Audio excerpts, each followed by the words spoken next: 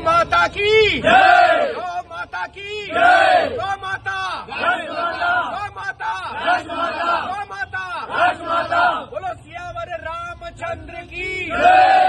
राधे राधे। नमस्कार, मैं अर्चना और आप देखना शुरू कर चुके हैं सनातन न्यूज। राजधानी रायपुर के प्रेस क्लब में आज कुछ गौ सेवक पहुंचे हैं।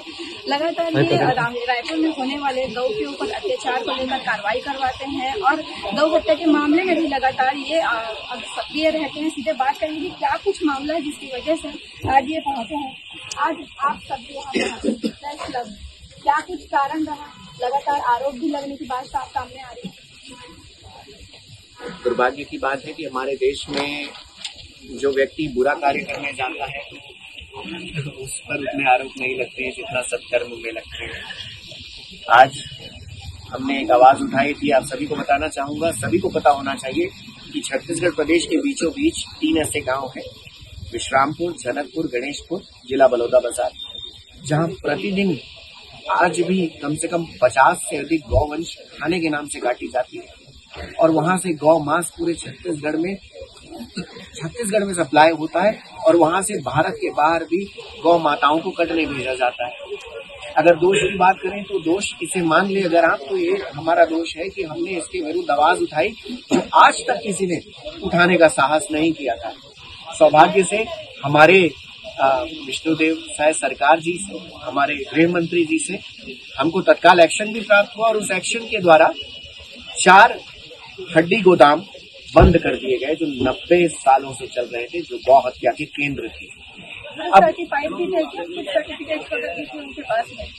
गौ हत्या सर्टिफाइड छत्तीसगढ़ प्रदेश में संभव ही नहीं है। छत्तीसगढ़, मैं आपको आपकी जानकारी के लिए बताना चाहूंगा, पूरे भारत में छत्तीसगढ़ इकलौता ऐसा प्रदेश है जहां पर गौ माताओं की, हमारी मौसी की यानी भैंस की, सारे स्लॉटर हाउसेस किसी प्रकार की हत्या पर पूर्ण रूप से बैन है एवं सख्त सजा का प्रावधान है। किंतु बावजूद इसके वो 3 क्षेत्र ऐसा है। अब उस 3 क्षेत्र की सच्चाई बताऊं तो इसे आरोप के रूप में लोगों ने ले लिया। अब वो तीनों क्षेत्र की जो कुल आबादी है वो लगभग 4500 है। अब दुर्भाग्य से उस क्षेत्र की 100% जनसंख्या अगर क्रिश्चियन है, अगर ईसाई है, तो क्या ये कोई आरोप है? ये तो सच्चाई है और सच्चाई आपसे छुपी नहीं है। आप मीडिया से हैं, आपके पास शक्ति है, आप इसकी सत्यता प्रमाणित कर सकते हैं कि उस जगह पर इतना खौफ है कि वहां पुलिस घुसने से डरती है। मैं फिर दोहरा दूं, उस जगह पर गौ सेवक कितने गए जो युद्ध लड़ने गए, किंतु कुछ के तो हाथ पैर भी तोड़ दिए गए और कुछ तो वापस भी नहीं आ पाए। और 2016 में पुलिस के साथ एक गंभीर मुठभेड़ हुई थी। मैं मीडिया के सामने दोहरा रहा हूं, उस मुठभेड़ के बारे में पता करें जिसमें एक हत्या भी हुई थी। उसका आज जो परिणाम है कि वहां लोग घुसने से डरते हैं, गौ हत्या के विषय पे बोलने से डरते हैं। और हमने एक आंदोलन जारी किया है, था नहीं कहूंगा है, ये हमें रोकने के लिए प्रयास था। जो षड्यंत्र इन्होंने रचा है, इसका उद्देश्य था कि हम जो 1 मार्च को विश्रामपुर, जनकपुर, गणेशपुर की तरफ 5000 लोग पलायन करने वाले हैं गौ हत्या रोकने के लिए, इसको ये रोकना चाहते थे। किंतु बताना चाहूंगा, इन्होंने हमारी हिम्मत को तोड़ा नहीं है, हमारी हिम्मत को बढ़ा दिया है। क्योंकि हमारी हिम्मत चुनौतियों से हारती नहीं है। हमारी सनातन संस्कार की सबसे बड़ी सीख यही है कि मुश्किल समय में हमारा संयम हमारे साथ रहता है और कठोर समय में हमारा साहस, हमारा पराक्रम बन जाता है। अमुक समाज के द्वारा ये गौ हत्या के जो मामले हैं, लगातार गौ काटने की जो बात सामने, क्या ये सच है कि उनके द्वारा ये कार्य किया जा रहा है? मैं बताना चाहूंगा, पुनः दोहराना चाहूंगा, हमारा युद्ध किसी एक समुदाय के विरुद्ध नहीं है। हमारा विरुद्ध केवल क्रिश्चियन समुदाय के पीछे के लिए नहीं है। हमारा युद्ध केवल मुस्लिम समुदाय के लिए नहीं है। हमारा युद्ध केवल हिंदू समुदाय के लिए नहीं, बल्कि हर उस हत्यारे के विरुद्ध है जो आज गौ हत्या में सम्मिलित है। या तो स्वयं वो गौ हत्या कर रहा है, या तो गौ हत्या का माध्यम बन रहा है, या तो गौ हत्या में कहीं ना कहीं सहयोग कर रहा है और उसके कारण गौ हत्याएं हो रही है। मैं सभी तस्करों से हाथ जोड़कर, तस्करों के सामने हाथ जोड़ रहा हूँ, बड़ी बात है, सभी तस्करों से हाथ जोड़कर निवेदन करूंगा और चेतावनी दूंगा, दूसरा कोई व्यवसाय चुन लो। छत्तीसगढ़ में गौ हत्या करोगे तो हमसे युद्ध करना पड़ेगा और हमसे युद्ध का परिणाम बड़ा भयंकर होगा। क्रिश्चियन समाज के जो प्रमुख है जिनका आप नाम बार बार ले रहे हैं, उनके द्वारा आपके ऊपर आरोप लगाया गया है कि उनकी माताओं और बहनों के साथ कुछ दुष्कर्म और ऐसी कुछ बातें कही गई है आपके सोशल मीडिया है। मेरा चरित्र सभी के समक्ष है। मेरा नाम है आदेश सोनी।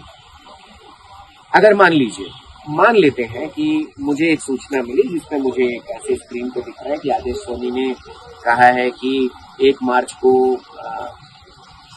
बोलते हुए भी बड़ा वो लगता है, पर बोलना पड़ेगा, मजबूरी है, कि विश्रामपुर के पूरे क्रिश्चियंस को टुकड़े टुकड़े कर दिए जाएंगे, काट दिया जाएगा, माताओं के साथ अनाचार, बहनों के साथ अनाचार किया जाएगा।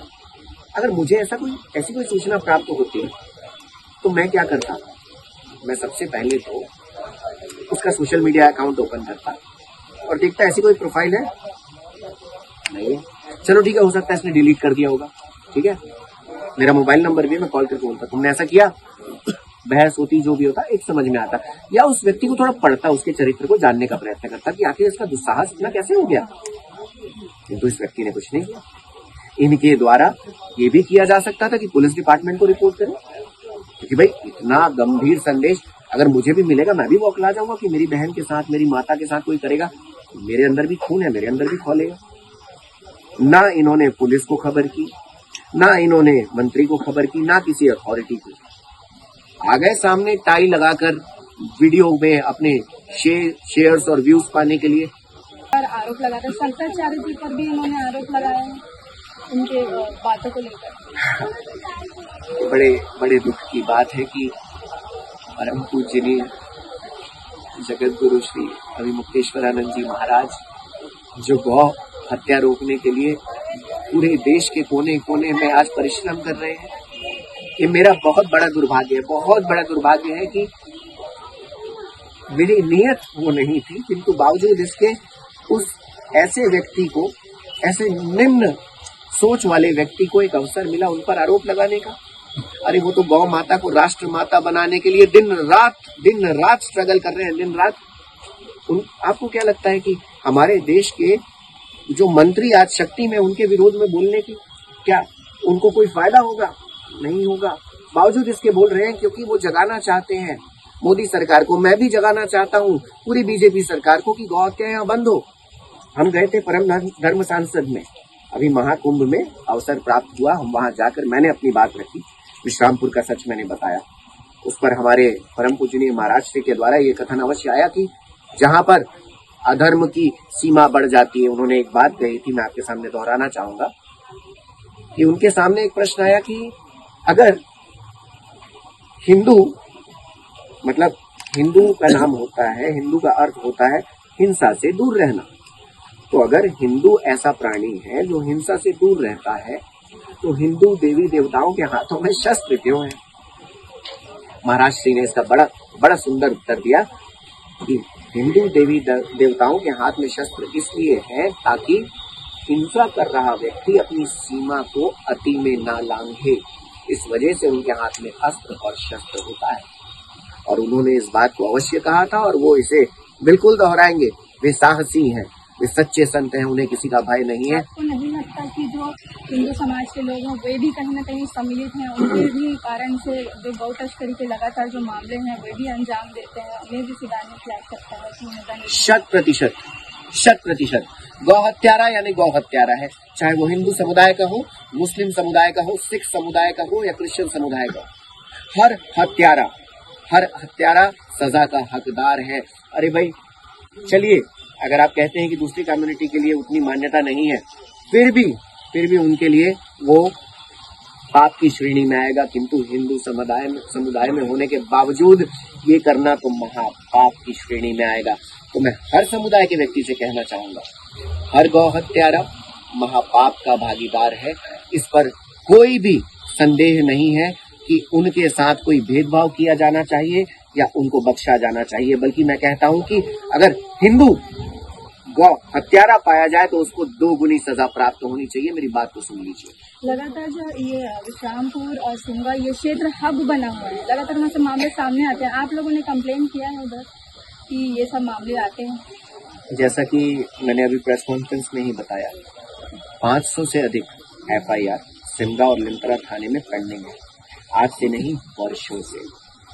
वहां पर मैं आपसे निवेदन करूंगा कि एक बार वहां की जानकारी लें, वहां के पुलिस डिपार्टमेंट से आप उनका इंटरव्यू लें। वहां तो देखिए तबादले तो होते रहते हैं, आप पुलिस से जो जानकारी लेंगे शायद आपको पूरी ना मिले, आप वहाँ के आसपास के गांव से बात कीजिए। एक बार वो कहते हैं ना स्टिंग ऑपरेशन कीजिए ना। मैं सच बताऊं, पुलिस घुसने से डरती है, वहाँ आम आदमी घुसने से डरता है, और तो मीडिया घुसने से डरती है, क्योंकि सत्य यही है कि उसको हिंसा के नाम से ही जाना जाता है। और उस जगह पर इतनी ज्यादा निरंकुश हत्याएं हुई हैं कि आप अंदाजा नहीं लगा सकते। मैं आपको जो प्रेस विज्ञप्ति सौंपा हूँ, आप कहेंगे तो मैं आपको पूरे तस्वीरों का और वीडियो का पूरा संग्रह आपको मैं भेज दूंगा। उस संग्रह को देखने के बाद अगर आपकी आंख में आंसू ना आए तो शायद। लगातार एकदम बिंदास तरीके से गौ हत्याएं हो रही है। रायपुर में भी कई जगहों पे गौ को काट के बेचा जा रहा है, डब्बे में बंद करके बेचा जा रहा है। कार्रवाई तेज और होनी चाहिए, शायद कार्रवाई तो तेज होनी चाहिए, किंतु कानून इतना निर्बल है कि अभी हमने कुछ दिन पहले आरंग में एक तस्कर को 19वीं बार पकड़ा। 19वीं बार वही व्यक्ति 19वीं बार पकड़ाया गया है गौ हत्या करते हुए। और हमारे कानून को देखिए, आज हम इतने मजबूर क्यों हुए हैं? क्योंकि जिस व्यक्ति को दिन रात एक करके मेहनत करके हमारे सेवा साथी, मैं नहीं कहता, मैं तो एक तुच्छ सा छोटा सा सेवक हूँ, मेरे से कहीं ज्यादा अनुभवी, कहीं ज्यादा सक्षम और कहीं ज्यादा ऐसे समर्पित व्यक्ति हैं जो दिन रात सेवा कर रहे हैं, लड़ते हैं। 4 दिन कानून के दायरे में रहने के बाद 5वें दिन वो रिहा हो जाता है। अब सोचिए 20वीं बार हत्या करेगा तो हमें क्या करना चाहिए? इसके लिए हमें नए कानून की आवश्यकता है, केवल हमको इस प्रदेश में नहीं, पूरे देश में। इसके लिए हम सब हाई कोर्ट तक जाएंगे, सुप्रीम कोर्ट तक जाएंगे, लड़ना पड़ेगा, हम लड़ेंगे। किंतु गौ हत्या को लेकर जो कड़े से कड़ा कानून हो सकता है, वो कड़ा कानून लाने के लिए अब हम संग्रहित हो रहे हैं, हम जाग रहे हैं। आपको क्या लगता है, ये गौ अभ्यारण्य अगर बन जाएगा और गौ माता को राज्य माता या राष्ट्र माता घोषित कर दिया जाएगा तो ये हत्याएं कम हो जाएंगी? बिल्कुल कम हो जाएंगी, बिल्कुल कम हो जाएंगी। आपने जो कहा है उसको सुनते ही प्रसन्नता सी आ जाती है। 3 कदम आपने कह दिया। पहला गौ अभ्यारण्य बन जाना, गौ अभ्यारण्य जहाँ गौ वंश स्वतंत्र होकर विचरण कर सके। छत्तीसगढ़ सरकार द्वारा उसकी स्वीकृति भी प्राप्त हो गई है। सौभाग्य से उसकी जिम्मेदारी माननीय मुख्यमंत्री जी और उप मुख्यमंत्री जी द्वारा मुझे और हमारी पूरी सेना को ही सौंपी गई है। ये सौभाग्य है, इसे बिल्कुल बनना चाहिए। और गौठान या गौधाम समाधान है ही नहीं, क्योंकि इनकी जनसंख्या काफी ज्यादा है। दूसरा जो आपने कहा, क्या कहा था आपने दूसरा? गौ अभ्यारण्य के अलावा गौ माता राष्ट्र माता। हाँ, कितना अच्छा हो जाएगा सख्त कानून। गौ माता राष्ट्र माता बनते ही कानून भी अपने आप में बड़ा सख्त हो जाएगा। और हमारे परम पूजनीय महाराज श्री की जो तपस्या है, जो वो सालों से करते आ रहे हैं, उन्होंने कितनी पद यात्राएं की है, उन्होंने लाठियां खाई है, उन्होंने कितने अनशन किए हैं, इस सब का जो एक परिणाम है, अगर गौ माता राष्ट्र माता बन जाती है तो हमारा अंतर्गत सुख से भर जाएगा। एक आखिरी प्रश्न मेरे तरफ से, अभी हमारे भाई पटवार भाई ने आपसे कहा कि जो नंदी महाराज जो होते हैं वो सड़कों पे घूमते रहते हैं, उनके पास किसी के जाने की हिम्मत नहीं है। उनको अगर हटाना है या भगाना है तो उसके ऊपर डंडे से वार किया जाता है या उसके ऊपर पानी डाल दिया जाता है। भोजन की भी उनकी कोई व्यवस्था नहीं हो पाती। क्या इससे कभी निराकरण हो पाएगा? बिल्कुल होगा, क्योंकि लगातार आप काफी वर्षों से गौ सेवा कर रहे हैं, तो ये प्रश्न मुझे लगा कि आपसे करना चाहिए। बिल्कुल होगा। सबसे पहली बात तो आप सभी को बताना चाहूंगा, नंदी जी बिल्कुल एग्रेसिव नहीं होते। आप जाकर बस एक बार उन्हें सहलाइए तो सही। वो इतने मासूम होते हैं, वो लेट जाएंगे, वो खेलने लग जाएंगे, वो गले को ऐसा कर देंगे। आप स्पष्ट रूप से उदाहरण देखना चाहें, आप अभी चलिए किसी भी नंदी जी, वो एग्रेसिव नहीं होते हैं, वो बड़े बड़े प्यार से भरे होते हैं, किंतु उनको दिन रात डंडे से मारा जाता है। अब बता दूं, गौ अभ्यारण्य के आने के बाद आज ये जो बिल्डिंग एक बार दिखाइएगा ना, बिल्डिंग ऐसे दिखाइएगा। हाँ, ये जो बिल्डिंग आप देख रहे हैं, ये बिल्डिंग जो बनी है, ये बनी है फ्लाई ऐश ब्रिक्स से या जरा सोचिए, अगर यही बिल्डिंग गोबर से बने तो सुनकर अजीब लग रहा होगा, मजबूती कैसे आएगी मैं बता दूं। गोबर से बनी ईंट इस ईंट से 130% मजबूत है। उस ईंट में गर्मी में ठंडक मिलती है और ठंडी में गर्माहट मिलती है। उस ईंट से आग लगने में 140 डिग्री तक ये जलती नहीं है। इतने सारे फायदे हैं गोबर की ईंट के। और गोबर की ईंट जब बनेगी ना तो पूरे गौ हत्यारों की ईंट से ईंट बच जाएगी, क्योंकि गोबर नंदी जी का हो या गौ माता का हो, ये दोनों ही सर्वोत्तम होता है। और गोबर की विशेषता क्या है और क्या क्या चीजें बन सकती हैं, और उसको लेकर हमारा कार्य चालू हो चुका है। हम जिस फर्नीचर पर बैठते हैं, आज हमको लकड़ी काटना पड़ता है ना फर्नीचर बनाने के लिए। क्या होगा अगर गोबर से ही फर्नीचर बने? वो तो हमारे घर के रेडिएशन को भी हटा देंगे। तो साइंटिफिकली हमारे blood pressure, sugar, anxiety, depression, उन सब समस्याओं का समाधान भी होंगे। तो ये सारी चीजें होने वाली है।